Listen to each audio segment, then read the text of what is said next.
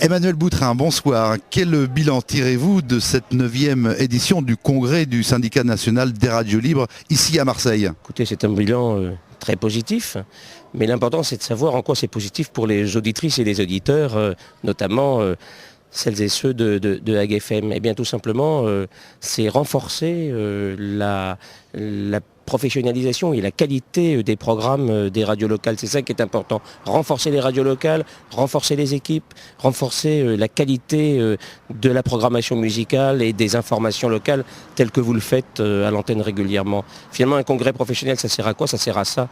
C'est pas seulement être au service des entreprises qui vous font l'information et la programmation culturelle et musicale à l'antenne au quotidien.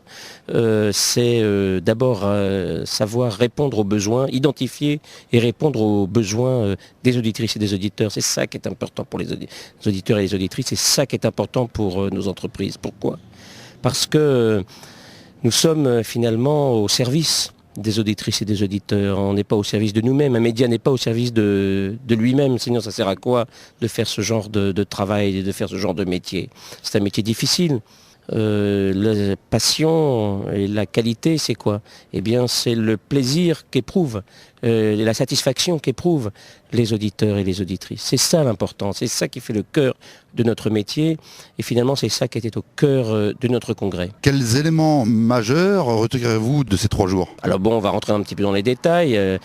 Les radios locales et notamment les radios associatives sont des entreprises comme les autres, avec un petit plus quand même. C'est justement cette notion de service public. Cette notion de service public que parfois le service public de la radio défend et parfois il ne défend pas tout à fait. Et bien là on est vraiment en complément et c'est ça qui fait la qualité. C'est pour ça d'ailleurs que nous avons à cœur de satisfaire les besoins des auditeurs, que nous avons à cœur d'exercer notre métier. C'est pour ça que AGFM et 600 autres radios en France et dans les départements d'outre-mer, elles sont là pour ça. Vous vous rendez compte qu'il y a en France 600 radios locales. Dans aucun autre pays du monde, il existe autant d'entreprises, de médias de proximité.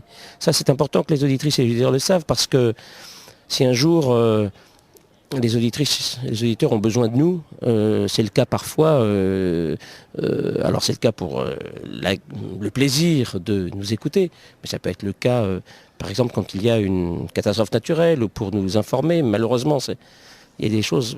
Eh bien nous aussi on aimerait que on aimerait que les auditeurs nous rendent service, c'est-à-dire reconnaissent la difficulté du métier au quotidien de ces équipes.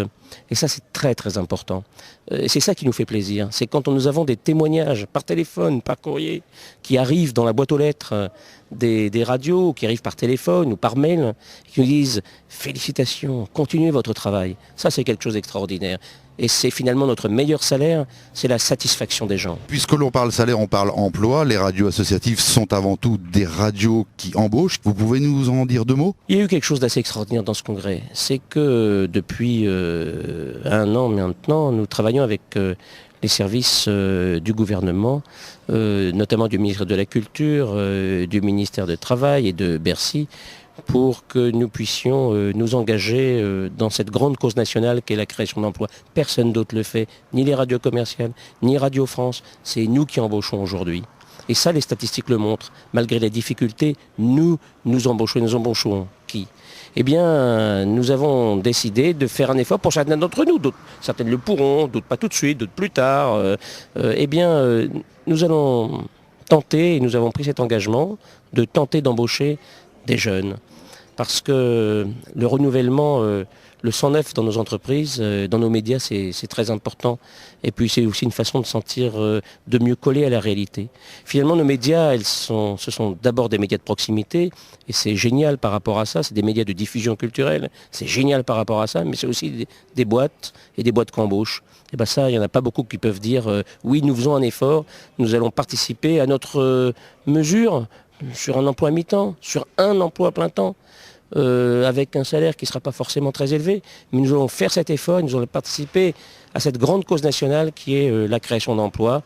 Eh bien écoutez, voilà un geste que j'espère nos auditrices et nos auditeurs pourront apprécier.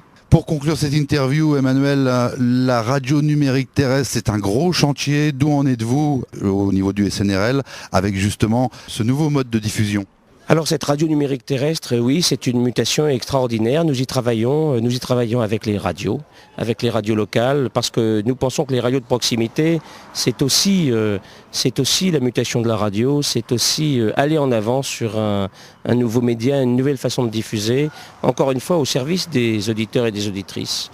Meilleur son, meilleure qualité, meilleur programme, plus de facilité pour les auditeurs à réécouter leur programme préféré. Regardez, en TNT, on a le replay. Et bien maintenant, avec la RNT, je l'espère, dans quelques années, on va dire, ou dans quelques mois, mais c'est maintenant qu'il faut s'y préparer.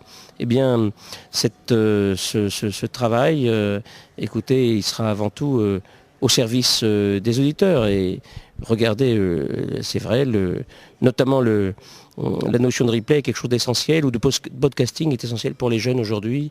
Et c'est cette fonction-là que nous allons créer au travers de cette nouvelle façon de diffuser, de cette nouvelle radio. Emmanuel Boutrin, merci pour cette intervention. Alors rendez-vous en 2014. Je vous remercie et bravo et merci aux auditrices et aux auditeurs de AGFM.